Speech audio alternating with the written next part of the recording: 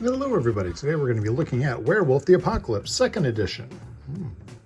This was my very first role-playing game that I ever played. So yeah, that gets good. So yeah, we began with a wonderful little comic book kind of explaining the world and also the aesthetic and vibe of it.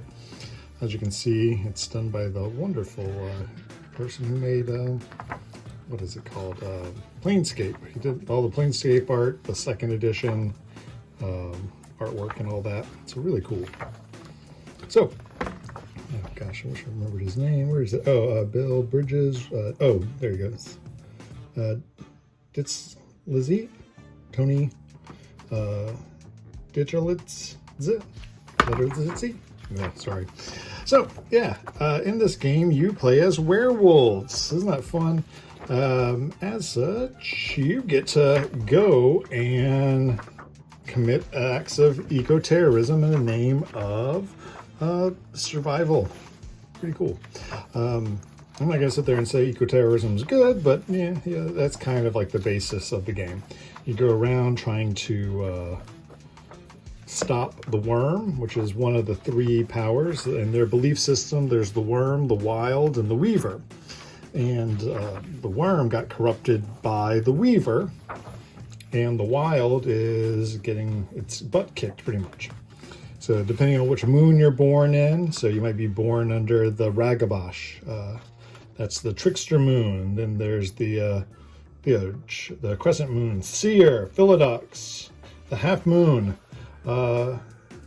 Galliard moon, Gibbous moon, yeah.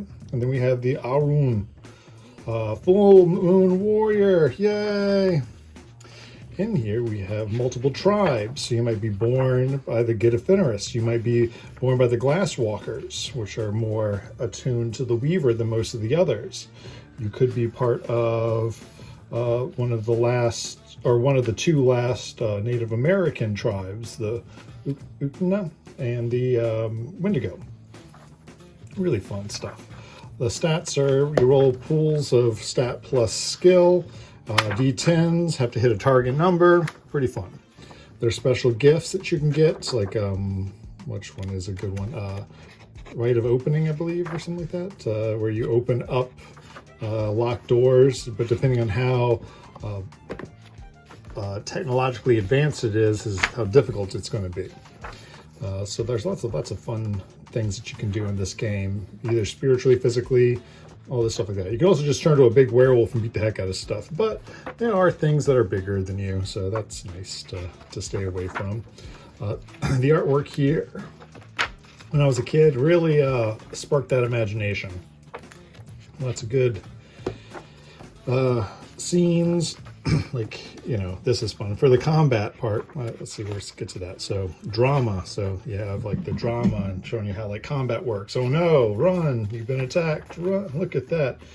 You don't stand a chance. They fight. You get stabbed by a glaive, one of the silver super weapons. They shoot a bunch of darts through him, one of their special moves. However, he is also a werewolf and proceeds to show just how strong he really is by...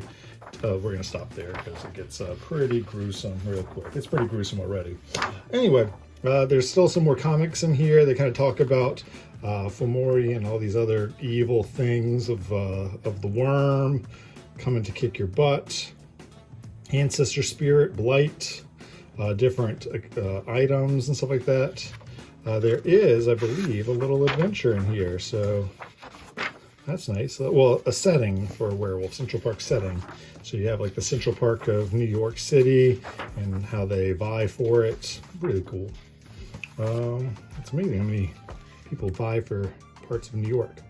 Lots of blood, lots of gore and stuff like that. Still some more comic book stuff to help you understand the ramifications of the actions. Another fun World of Darkness game, really. Again, this is the 2nd edition, so it's a little harder to find. Maybe not too hard. It's a secondhand. I don't think it'd be too difficult. Getting one that's kind of still holding itself together, that's another story. Overall, I really enjoyed Werewolf the Apocalypse. It really got me into role-playing games, so I'm thankful for that. And thank you, Judge Aaron, for running the game for me back.